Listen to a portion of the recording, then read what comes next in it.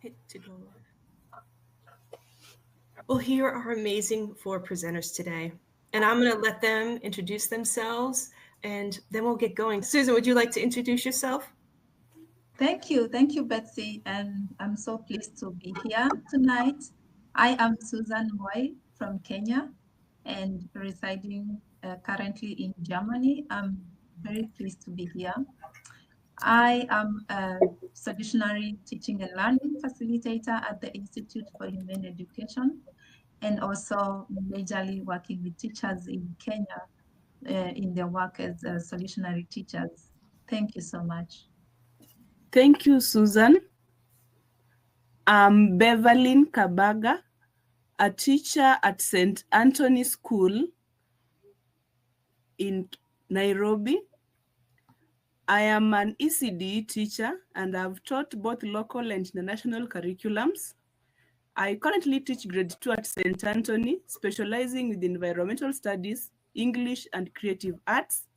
I'm passionate about using the solutionary principles in my classroom setup. Thank you. Thank you, Beverly. Thank you. My name is Mwiga Njogwu. I am a teacher by profession. I am currently stationed at a school called Forest One Primary School. It's a public primary school which is in a rural setting in the Nyandarua County of Central Kenya. I have been in my current station for the past 5 academic years. However, I started my teaching career way back in 2015. I am passionate about humane education.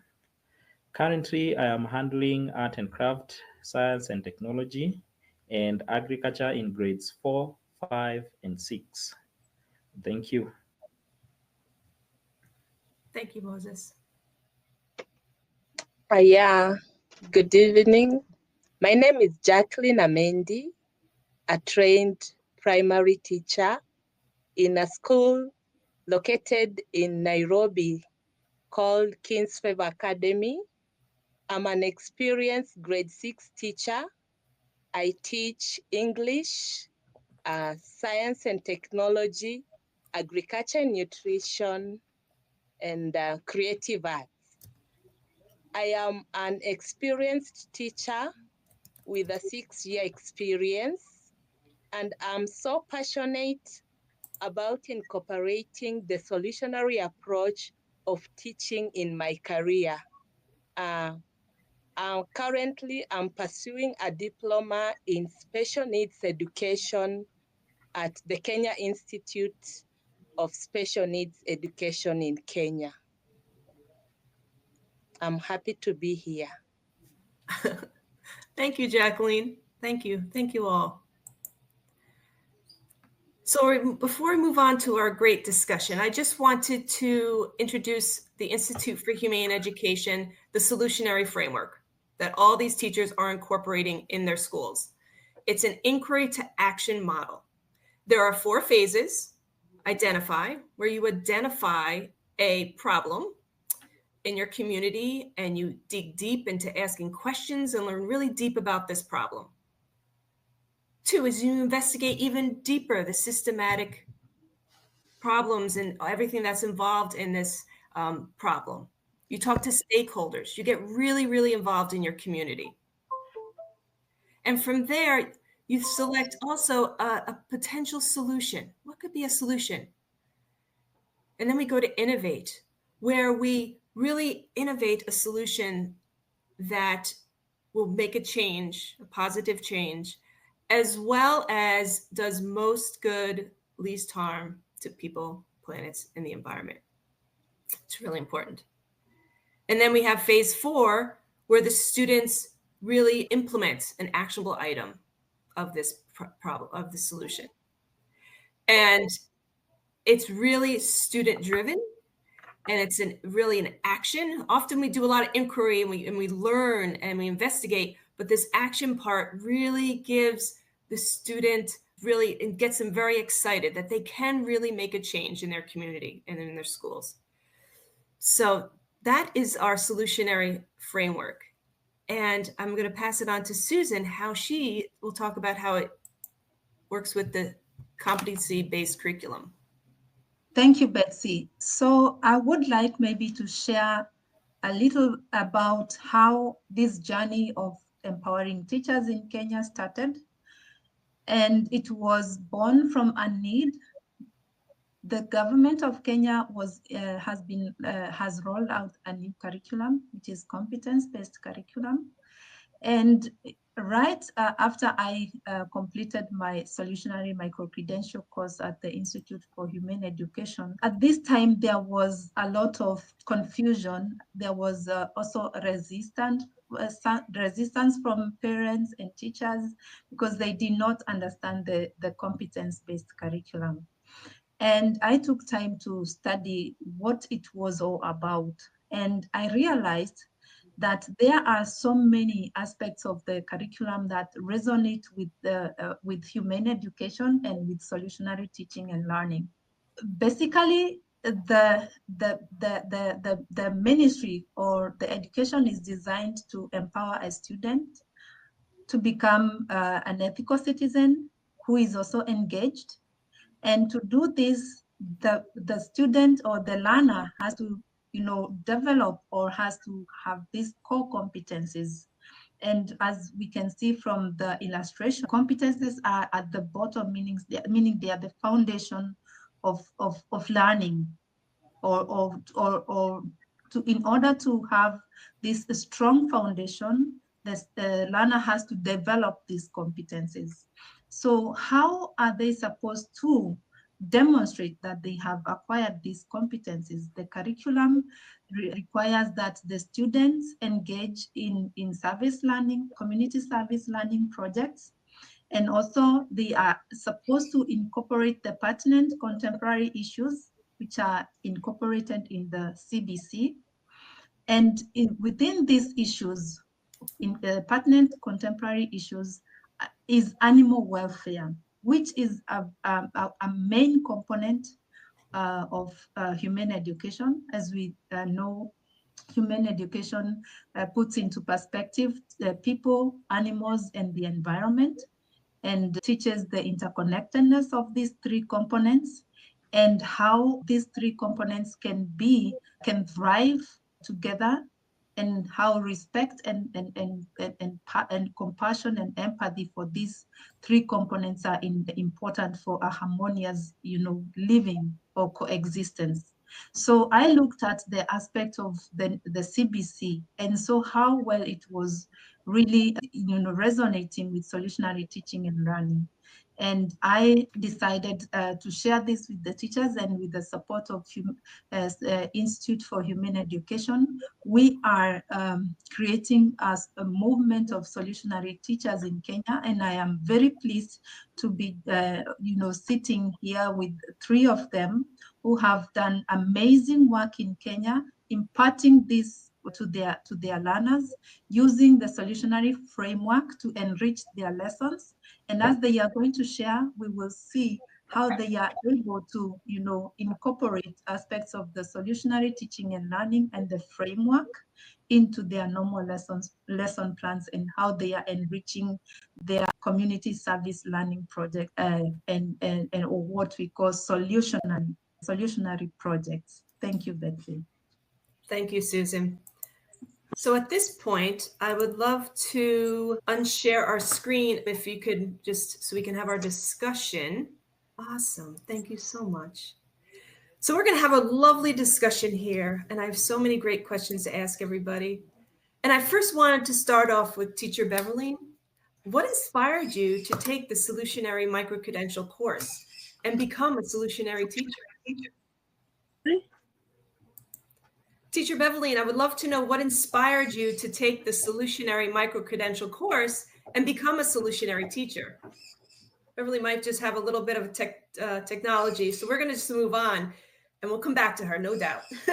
Teacher Moses, what needs did you observe in your school that drove this particular project? Thank you, Betsy. So first of all, to put it in the light, my project that we decided to take together with my learners was the raising of indigenous crops, agriculture, that is. to improve on their nutrition. So what I had observed is that despite that my school is in a very productive area, in one of the most agriculturally productive area, I've observed that quite a number of my learners were quite malnutrition. They had signs that showed that they were not well fed. And also there was studies that were published on the internet and also on the media that put Nyandarua County, despite being very productive, among the areas in Kenya that have problems with nutrition. So it was placed among other counties like the ones in northern Kenya, which we know is very dry, but it's on the contrary, Nyandarua County is very good. So most of the learners that I observed had visible signs of malnutrition and nutrition deficiency diseases. So we started to investigate with them. They had not identified it as a problem themselves. Even some of their parents just thought that maybe it's their children were at their proper maybe growth rate. But when we started to investigate with them, we started checking on what they were feeding on every day. And I found out that most of these children, when they carried the packed lunch, it mostly comprised of carbohydrates. They did not have enough vegetables. Protein was missing. There were no fruits. And also, most of the food was either dry or cold. So it was something that most of the people in the area were not being concerned with because they were just taking it as a matter of quantity, how much food the children are taking, but they were not concerned about the quality. So we studied with my learners and we went back to what they had learned in their science and technology lessons. We started to break down what they had learned, what is a balanced diet, and we brought it and we observed and compared with what they had. And we identified that it's truly a fact that nutrition was a problem in my area. So that was the main thing that led me to undertake this project and to do it through the what I had learned during the Solutionary Micro Credential program. Thank you. Thank you, Teacher Moses. Teacher Beverly, I wanted to get back to you. What inspired you to take the Solutionary Micro Credential course and become a solutionary teacher? Okay, my project was about promoting healthy living by tackling obesity. It focused on addressing obesity and promoting healthy living among children using the Solutionary Framework. It engaged students in understanding the causes and the effects of obesity while highlighting the interconnectedness of human health, the environment, and animal welfare. So I was inspired to take Solutionary Micro-Credential program because it offered a structured roadmap to guide my students in becoming solutionaries. This roadmap not only taught me how to empower students, but also showed me how to make learning relevant in their lives and the communities. I felt that the program, especially with the tools like the iceberg model, would allow me to address complex issues like obesity by examining the underlying causes rather than just addressing the surface level symptoms. Thank you, Teacher Beverly. Teacher Jacqueline, how has the solutionary approach motivated and inspired your teachers and your learners at your school? The solutionary approach of teaching has really done good to my school. First of all, I'll talk about the project. It was about actually curbing food shortage. That is the global problem. And then we brought it to our level where learners had to look at it from the solutionary point of view, and they had to find a way of curbing it in the school. The school, King's Favor, being located in a slum area in Nairobi, known as Kawangware, learners would go without a meal at lunchtime. And so This made them get the solutionary way by identifying the problem that was local to them. And so they went ahead and found through the CBC in the learning area of agriculture and nutrition, incorporating the lesson plan. We came up with the lesson plan under the strand, which is formally the topic, food production. So we had to bring it in the solutionary way so that the food production will now come actively and real, that it brings a solution to the missing of lunch in the school. Mm-hmm. And so we went ahead and came up with vegetable gardening, whereby we planted some vegetables like sukuma wiki, kales, cabbages, tomatoes, and onions in the container gardening. Remembering that there is no space for farming, so the learners had to be innovative enough to come up with the containers where they would actually plant. And as time went by, we were able to harvest the vegetables and find food for lunch. So they were very happy, realizing that they have actually brought learning to realism. Mm-hmm. It's not just a matter of books, but now they are solving a problem on their own. And it was wow, they can make a meal from their own plantation. And it was a nice thing. Again, the teachers actually made it through creativity and innovations. So learners were made to bring about the kind of farming that was innovative. It brought some professional fulfillment to the teachers. The teachers, having seen the learners partake of their projects, they became facilitators. They were just facilitating while the learners were taking it like experiential, having that experience of doing the whole project. And at the end of the day, there was increased engagement among the learners. This CBC is all about the learners being involved and being actively involved. It's not a kind of learning that is passive, but learners are involved and they do something that is seen. So actually, the Solutionary has really brought a lot of nice things in the school that is noticeable between both teachers and learners. Yeah. Thank you, Teacher Jacqueline. Very inspiring. I mean, as teachers, we all want our students engaged in the learning. And this is what that was the perfect example of yes. And they love, we want our students to love learning and be active in their learning, Thank you so much for sharing, Teacher Jacqueline. Teacher Beverly, what impact has your project had on your students? And how did you measure this impact? Okay. My project has had a positive impact on my students by showing them a clear roadmap for addressing complex issues like obesity.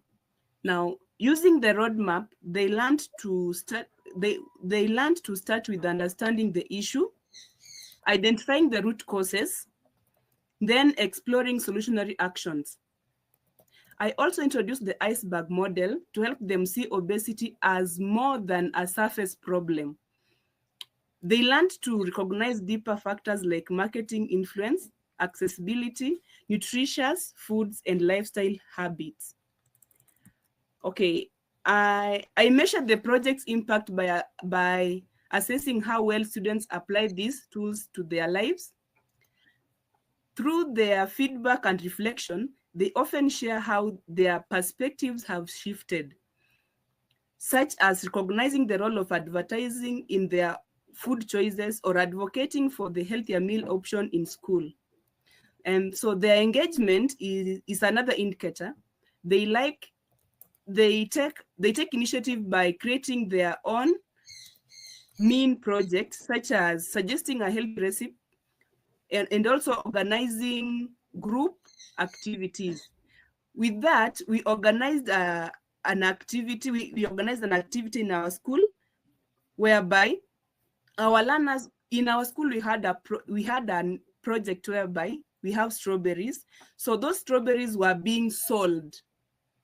But with the solutionary group, what we did is that they talked about it, they aired their views about it, and now the strawberries were not being sold. They started being given at school as part of their meals. So I think this action, they reflected a deeper understanding and commitment to their health, compassion, and sustainability. Thank you. Thank you, Teacher Beverly. Thank you so much. Teacher Moses, I'm curious to know, how are you incorporating the solutionary teaching and learning into your development of your lesson plans? Thank you. So first of all, I've been encouraging and doing a lot of practicals with my learners. Apart from just giving them lectures on why it is important to have meals, or why it is important to maybe take a lot of the indigenous crops, or why it is important for them to farm those indigenous crops, we are doing them practically so that I can be able to show them that this is really what we mean. So, for example, if I tell them that you don't need to use a lot of chemicals, fertilizers, and so on when you are growing indigenous vegetables, we can be able to grow them in small patches around the school garden, so that I can be able to show them that actually these plants do not require a lot of manure. Also, in my lesson plan, because in our current curriculum there is a system, or there's a way, there is how it is designed, and we are required to follow it to the root. What I do is that I also add other tools that I have learned from Solutionary micro-credential programs without altering the lesson plan so much that's going to cause some troubles. So, for example, when you come to those 4 solutionary steps: identifying, investigating, and innovating, and also implementing, if there is a lesson that I'm teaching that requires us to do a practical, I ensure that we start with those 4 steps. For example, we did have a good example is a lesson that we are talking about controlling small wild animals, the pests. I take the first step, that is to identify. We sit down with my learners, we discuss, we identify which small wild animals are pests, which one are not. We discuss what are their impacts, what are their benefits, or what harm they cause. And then we investigate. If, for example, we have those animals straying into our farms, why do we have these animals straying? Is it that because we have encroached onto their land? Is it because there is other problems that are bringing them? So we investigate that. Then we come to innovate. When we come to innovate, we start to discuss what are the proper ways that we can be able to do the most humane way to control these small wild animals. We come up with many ways. They're going to suggest a lot of ways, and then we sit down and discuss which one is the most good. When we pick the most good, we are going to implement it. If it's about maybe putting up a fence, if it's about maybe bringing up pets at home so that they prevent the rodents from straying into our homes, or dogs so that we can prevent coyotes and whatever from coming into our homes, we weigh the benefits. So we put them down in our lesson notes, although it's not what is in our course book. We ensure that we do not stray. So I also encourage a lot of collaboration with my learners, even in those lessons that are not directly indicated that there has to be collaboration or group work. I try to maybe tailor it into my lesson to ensure that these learners can be able to sit down in groups or as a whole class group and discuss, so that we can be able to encourage them to have communication skill, to have confidence and self-efficacy. So then in the same lesson plan, I also try to tailor my assessment on on humane ways. I don't want to sit down and give those learners a lot of homeworks and a lot of assignments so that they are going to go home tired and maybe feeling that education is sucking out their energy. So I also add other tools, for example, the iceberg model and also the true price activity. It does fit very well with the lesson plan for the competence-based curriculum. Thank you, Teacher Moses. Thank you. Yeah, having students working together and cooperating is so important, and using those, understanding the iceberg model to really do that system analysis piece for sure. Teacher Jacqueline, I'm curious, did you have any challenges while doing your solutionary project? Yeah, it was not like a walk in the park. There were so many challenges, and we really had to work around the clock to ensure that everything was in place.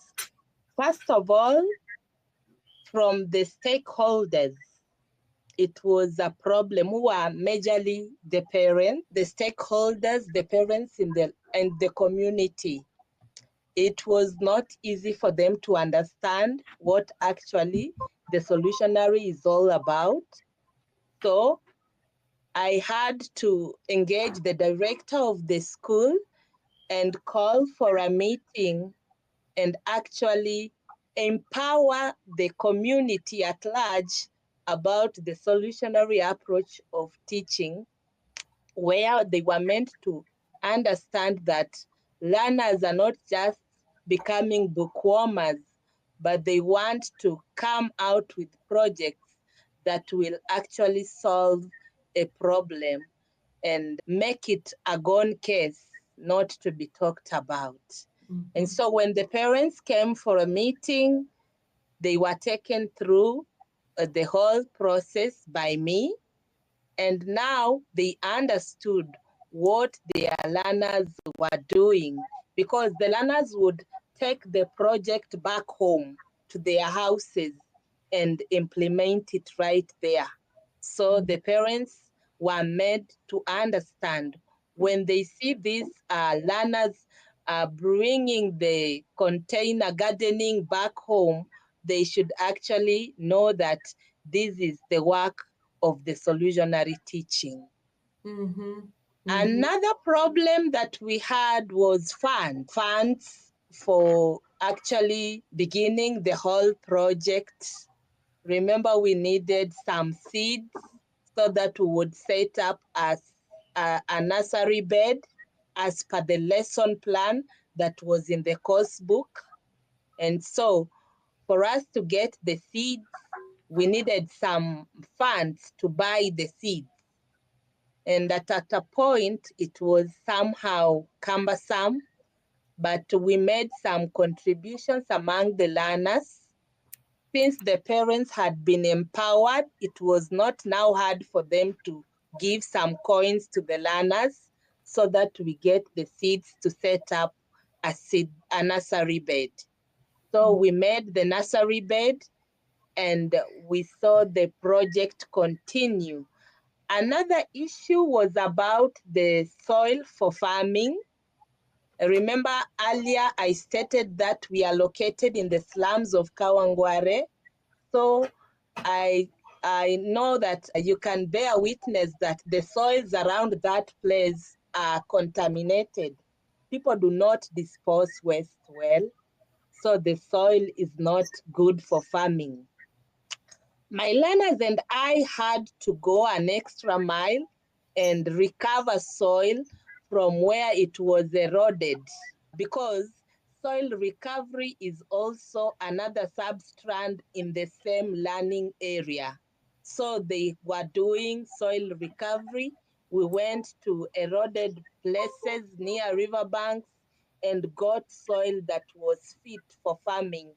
And that is the soil that we came and put in our containers.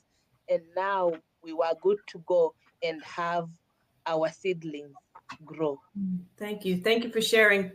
Thank you for sharing. It's a lot of, yeah, those incorporating the stakeholders and the community and our parents, and for them to understand all the great work and what the students are learning in school. And Thank you for sharing, everybody.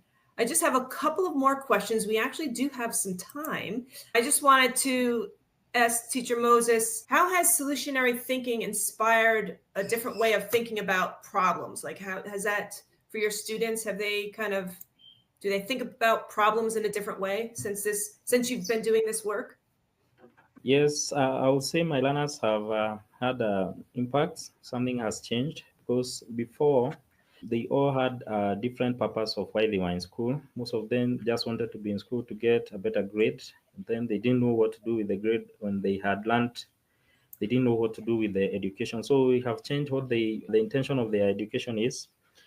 So right now they are learning that apart from getting the good grades, they can also use whatever they have learned in agriculture, in science and technology, and in art and craft to solve the problems that they see in their community.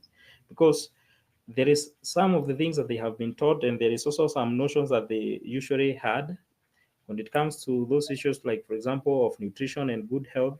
They were always taking it as if it is the work of the government or their parents or the NGOs and everyone around them.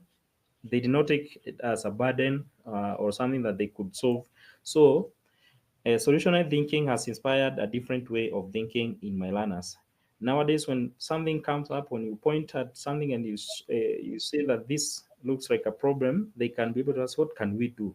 Beforehand, it was, "What are you going to do? Are you going to inform maybe the parents? Are you going to inform the school principal?" But nowadays, that has changed. So we can be able to see that they can be able to take a step when they identify a problem and they are on their way home and they observe that there is actually something like soil erosion. They can be able to tell that this is what we learned in agriculture. We can be able to do this. We can be able to make furrows. We can be able to plant cover crops. We can be able to plant trees, and they do it on their own. When they collect seeds outside in the field, they don't just dispose them. They don't throw them in away. They collect them, they bring them to school, and they ask, how can we start up a nursery bed? When we talk about maybe that issue of nutrition and the food, when we start asking about cooking of vegetables, and they ask, when you are preparing vegetables, teacher, we are going to require maybe the cooking oil, we're going to require some other additions, onions and whatever, where are you going to get the money? But now, when we introduce this solutionary thinking, they can be able to say that now, instead of using our money to buy those additional ingredients for our farms, I can be able to set up a container garden outside of my house, and I can be able to grow some onions, grow some tomatoes, and also grow those other few ingredients without inconveniencing our parents. When we talk about maybe the eating of proteins, the kids can be able now to establish small farms or small sheds where they can raise chicken, and then they can be able to collect eggs. And when we talk about maybe raising this chicken, I encourage them not to go for the broilers or those hybrid types of chicken, so that they can be able to feed with what is left over from maybe their homes or from the feeding of other animals. So, with that way of solutionary thinking, they don't feel desperate, they don't feel helpless. They can be able to point out a problem, break it down using the iceberg model, and come up with the solution. And also, because when I was teaching them about the most good approach, I told them that when we talk about the most good approach, when we are solving a problem, I don't want us to solve a problem by creating another problem or by inconveniencing someone else. We don't want to inconvenience our parents. We don't want our parents to feel like solutionary education has brought more burden to us. We also don't want to inconvenience our environment. Now that I have said that we need to grow our own food, I don't mean that we are going now to chop down all the trees in our compound so that we establish gardens. We can be able to now even start container gardens. These innovative gardens, they have to be vertical, horizontal, shallow pits, and using even maybe broken containers that have been used. So we can be able to establish using virtually anything that beforehand was being seen as waste. So if you ask me, I would say that solutionary thinking has inspired a very, very big way, a different way of thinking in my learners. Thank you. Thank you for sharing.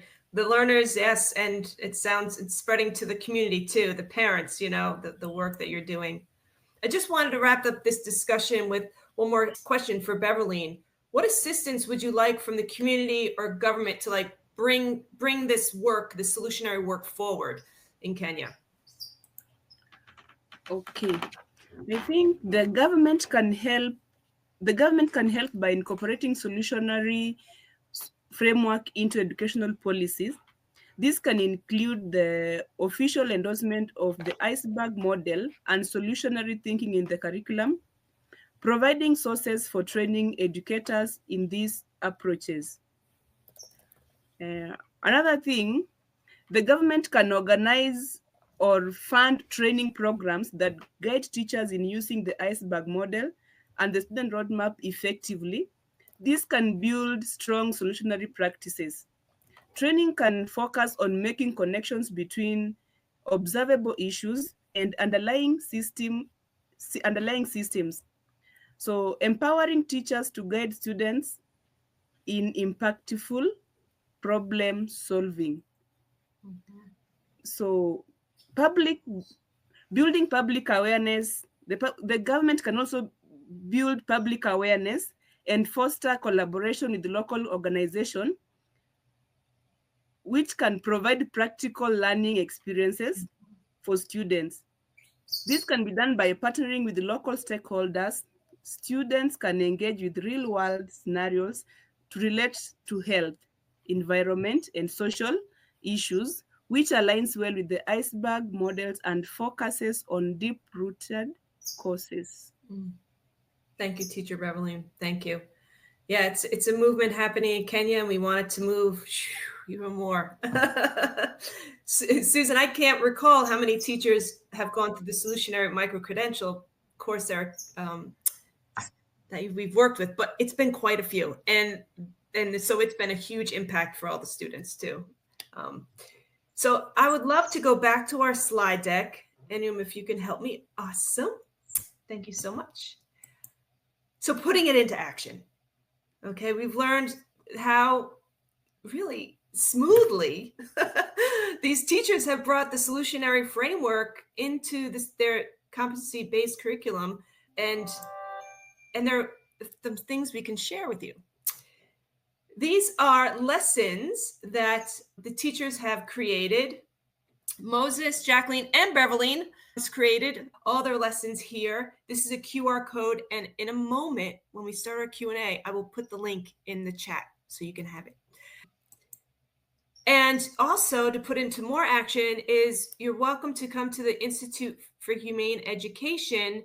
We have free resources, all the solutionary toolkit, the framework, all the handouts are on our website, and you are welcome to them.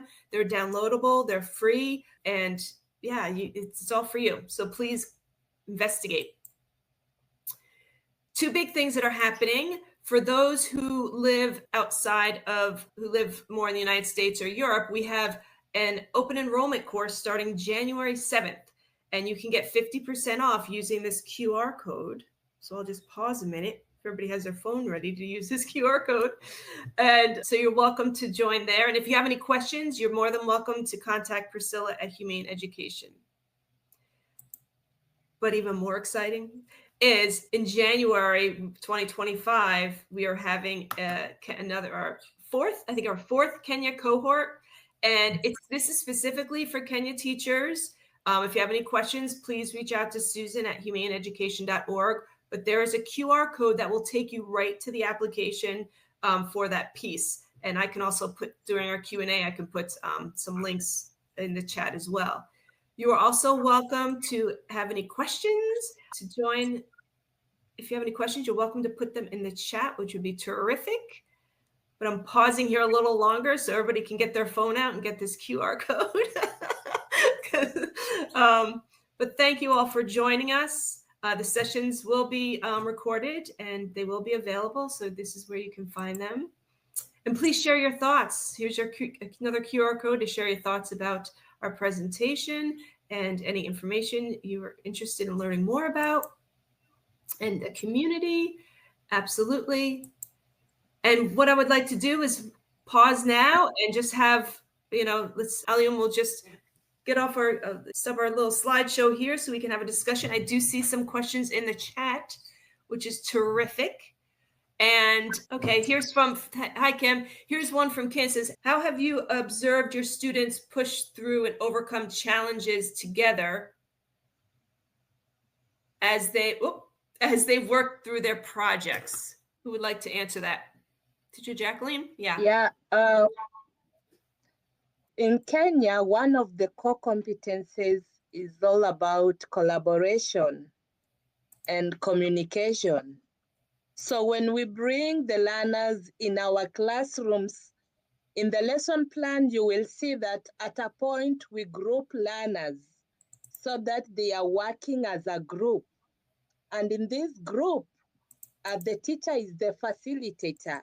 The teacher goes around the groups, seeing what the learners are doing, and they encourage the learners to collaborate as they communicate and share their individual differences.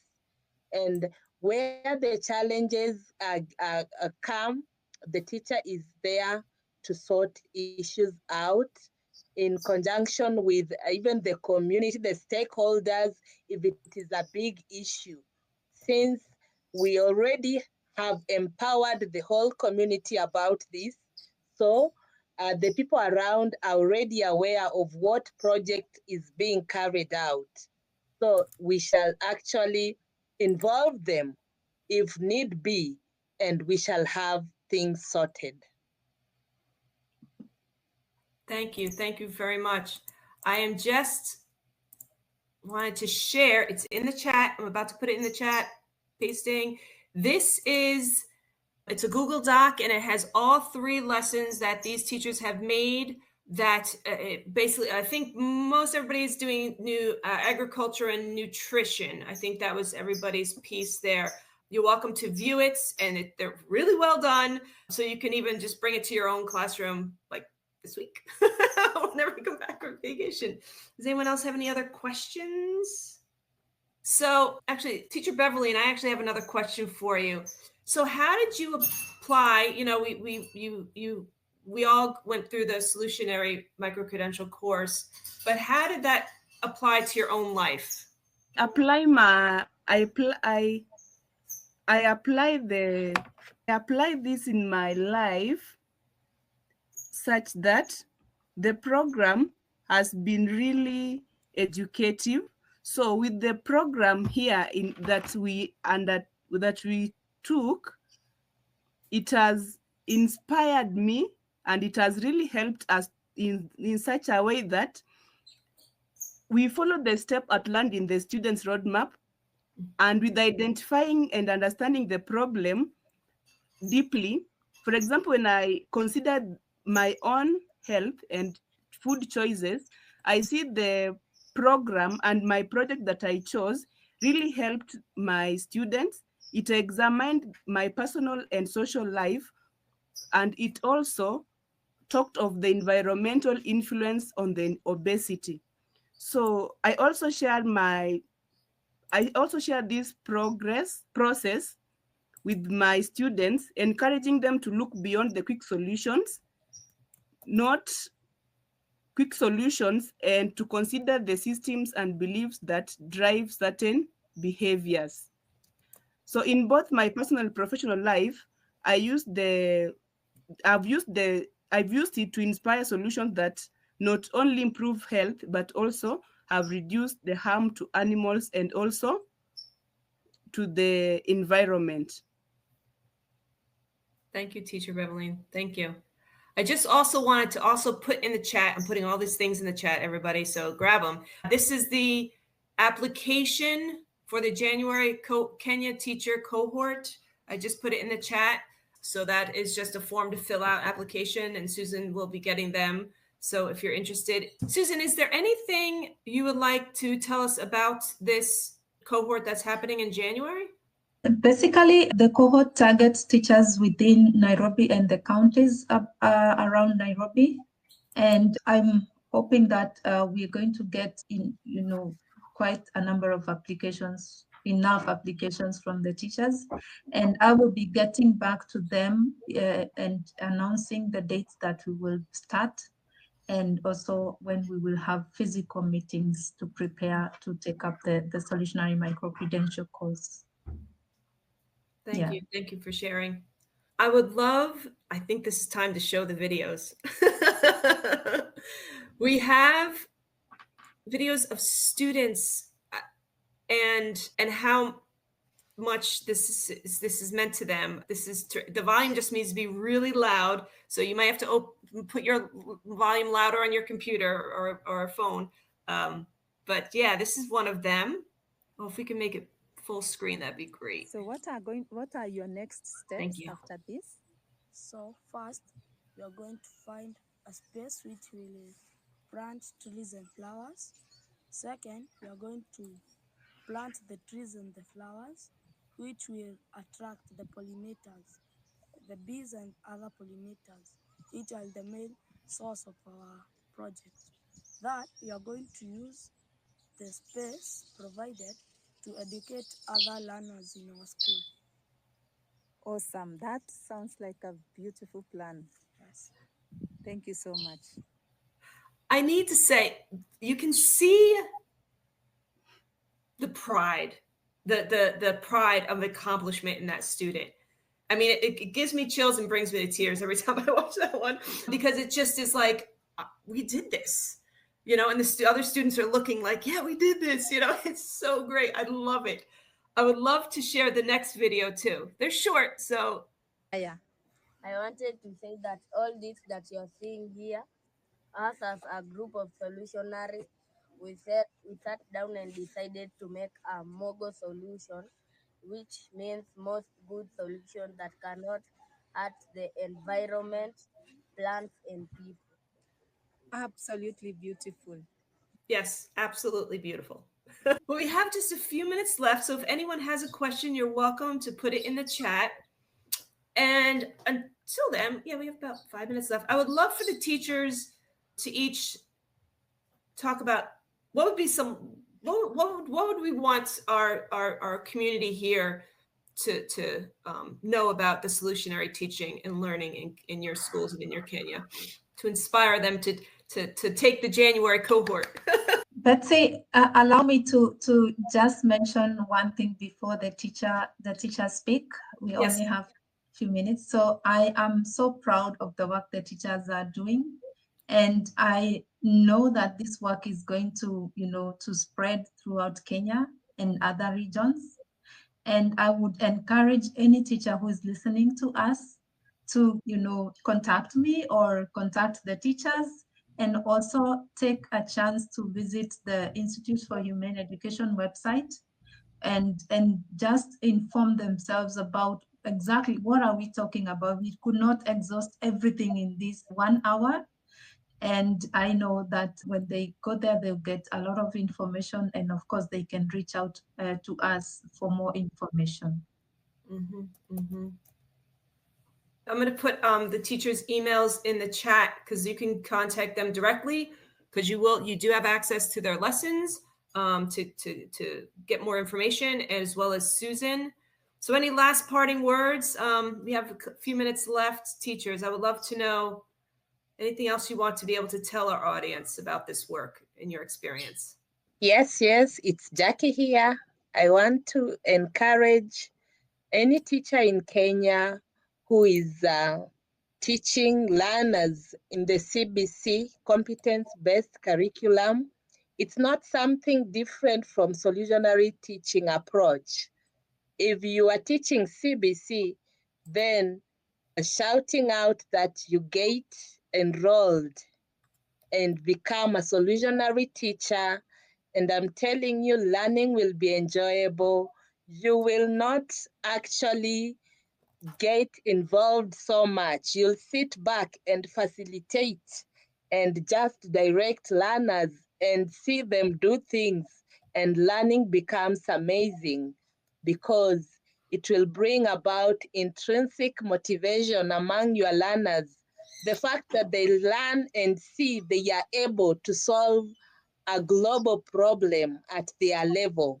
Learners will be motivated and learning will be just something awesome. So don't get left out. Just visit the Human Institute and all will be well. Thank you, Teacher Jacqueline. Teacher Beverly? Oh, okay. For me, I would like to tell those teachers who are watching us today, come join us. Let's walk this movement. The Solutionary program is a very nice program. Now that we have CBC in Kenya, when we incorporate CBC with Solutionary, it actually works very well. Personally, it has really helped me, especially for us who handle the grade 3 learners. We have those projects that are normally sent from our National Examination Center, the projects. With the Solutionary program, it is really inspiring. It is really changing things. When you incorporate solutionary teaching in that particular program, I'm telling you, your project will be wow. So come join us and let's walk the solutionary movement together. Thank you. Yes, I'd also like to comment something. I like to say that solutionary learning is the best way to go because once you start using it and applying it in your class, you are going to realize that it's the end of your teaching and you are just going to observe as your learners, as you guide your learners learning on their own. They learn to be dependent on themselves. They can be able to do or undertake projects on their own. They become confident. They learn even beyond what is stipulated in the curriculum. And it very much makes your work easier when it comes to teaching, when it comes to assessment, and when it comes to observing the gains that you have made with your learners. So in solutionary education, it's not just a job, it's inspiring, it's building, and you're giving a new lease of life to your learners. So encourage any teacher who is listening to us, join us as we undertake this journey together with the Institute for Humane Education, so that we start teaching education that can be able to help our community at large. Thank you. Thank you, Teacher Moses. Teacher Susan, do you Teacher Susan, Madam, do you have any last parting words? Betsy, I'm just I have chills everywhere. I'm just amazed and grateful that I got to meet these teachers, to work with them, and I'm looking forward to the growth of our movement in Kenya and beyond. And I want to thank you, the Institute for Humane Education, for making this possible. We are really grateful. Yeah. Thank you, everybody. Thank you for joining us today. And come join us.